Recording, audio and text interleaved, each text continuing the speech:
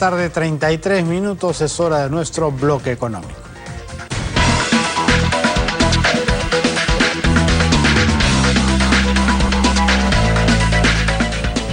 En estas épocas de pandemia y teniendo muchas especialidades médicas tan pocos profesionales especializados, el tema de la telemedicina se hace ultra necesaria. Se ha avanzado un poco en los últimos años, pero ¿en qué posición realmente estamos? Vamos a conversar el día de hoy con Juan Rodríguez, profesor del SAN, sobre este tema. Señor Rodríguez, ¿qué tal? Muy buenas tardes. Buenas tardes, ¿qué tal? ¿Cómo está? Un gusto. ¿Qué tal? A ver, para situarnos y pintar el panorama, en relación a telemedicina, ¿en qué posición está el Perú realmente? A ver, el tema de telemedicina se relaciona con el uso de las tecnologías de información y comunicación en salud, o sea, las TIC, ¿no?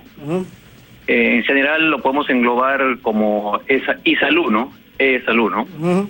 En el país el desarrollo de este tema ya lleva más de 20 años. El Internet ingresó al Ministerio de Salud el 94, el 93, y poco a poco han habido algunas iniciativas, ¿no? El año 98 hubo un proyecto en el Alto Amazonas, el proyecto EJAS, que utilizó telemedicina con equipos de radio incluso, ¿no? De ahí poco a poco ha habido un avance, sin embargo, no ha sido tanto a pesar del tiempo transcurrido. Uno hubiera esperado que después de 25 años ya hubiéramos estado un poco más preparados, ¿no? Aún nos encontramos en la fase inicial y en la última década, en los últimos 10 años, 2012 en adelante, ha habido un mayor impulso. Este impulso aumentó al 2016 cuando ingresó la doctora García. Incluso se elevó a categoría de dirección general la dirección de Telesalud, que era una dirección intermedia. Y a partir de ahí, poco a poco ha ido avanzando, se dictó una ley marco, un reglamento, pero seguía restringida porque la telemedicina no era solamente entre profesional y profesional de salud, un médico y otro médico. Ese era el marco que se tenía.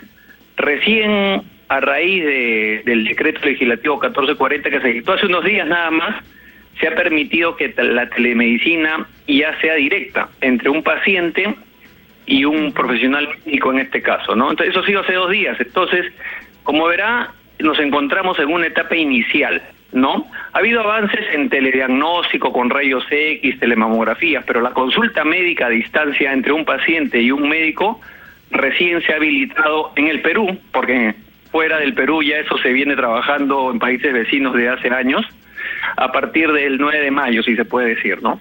O sea, recién nomás, en medio de esta crisis por la pandemia, en un país además que tiene pocos especialistas en muchos de los campos de la medicina, ¿no? Y que podrían, y además centralizados en Lima, que es otro detalle en su mayoría, que podrían ayudar a curar, a dar diagnósticos a gente que está muy lejana a través de los favores de la tecnología.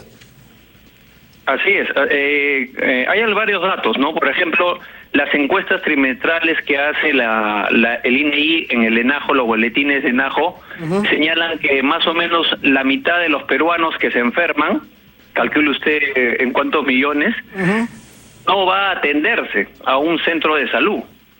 O sea, imagínese que la mitad, yo me siento mal con un pequeño resfrío, digamos, ¿no? De 10, 5 no van a buscar atención a un centro de salud. Y de los que van a buscar, de esos 5, 1 o 2 van a la farmacia. O sea, solamente de toda la carga de enfermedad que pueda haber de baja complejidad, digamos, leves, llegan pocos a la atención. Entonces, hay una brecha grande que justamente ahora con la pandemia se ha evidenciado más, ¿no? Aparte de las restricciones. Y aparte el tema de los recursos humanos que bien mencionas, especialistas, no especialistas, definitivamente hay un espacio para justamente la telemedicina que si se hubiera activado antes en la modalidad directa, de repente hubiéramos estado en un mejor escenario frente a la pandemia, ¿no? enfermedades crónicas, hipertensos, diabéticos, pueden ser atendidos y seguidos, ¿no? Pacientes con cáncer, o sea, vía la telemedicina. En otros países se hace eso ya, ¿no? En Argentina, en Uruguay, en Chile, ni qué decir en el hemisferio norte, ¿no? Y en Europa. Pero acá cerca nos hemos retrasado un poco, pero bueno, lo bueno es que ya se habilitó.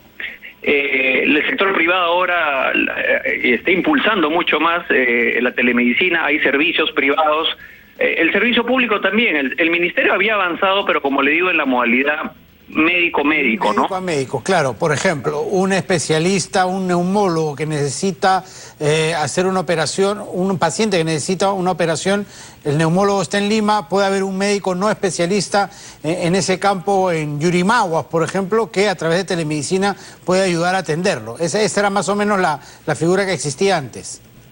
Correcto, eso es lo que había avanzado más en estos 2-3 últimos años.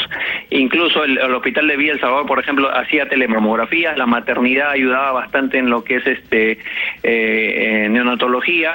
Y así, y varios hospitales en estos últimos 3 años, Cayetano, el Instituto San Borja del Niño, han hecho ese tipo de telemedicina, pero siempre con un médico en cada lado. Del otro lado, claro, un médico del otro lado. Ahora, desde la dación en medio de esta pandemia, de esta nueva reglamentación que ahora sí permite la telemedicina directa entre médico y paciente, ¿qué tan lejos estamos de poderla implementar, no? Porque, bueno, todo se puede quedar en el papel y así no funciona.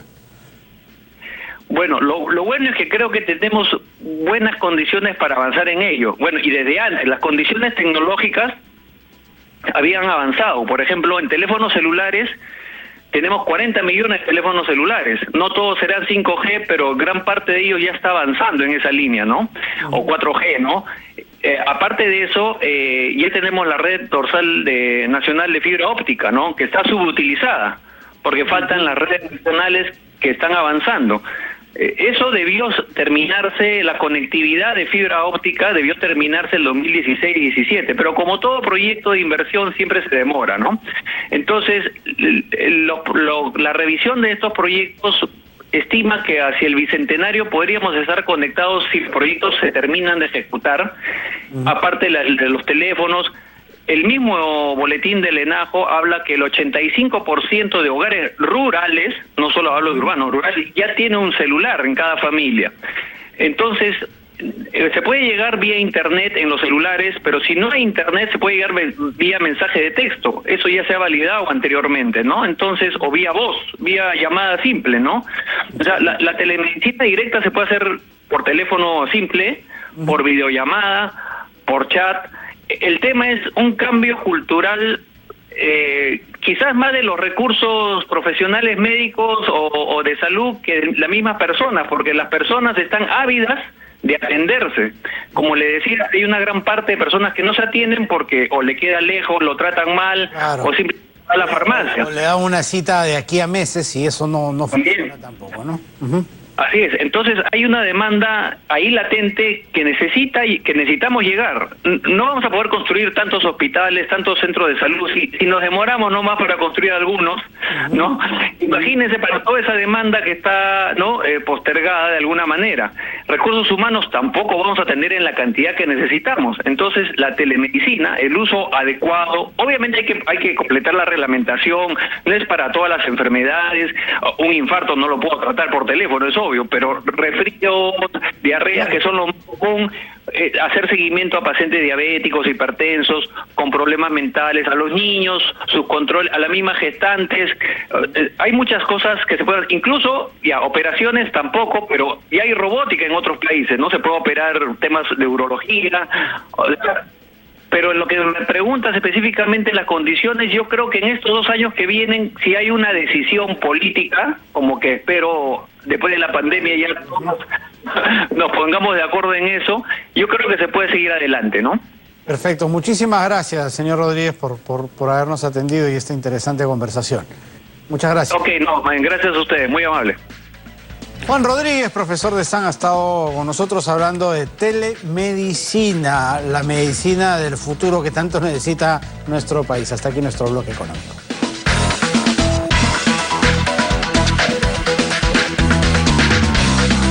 3:43, vamos a una pausa, regresamos de inmediato con mucho más aquí en Contacto, no se muevan.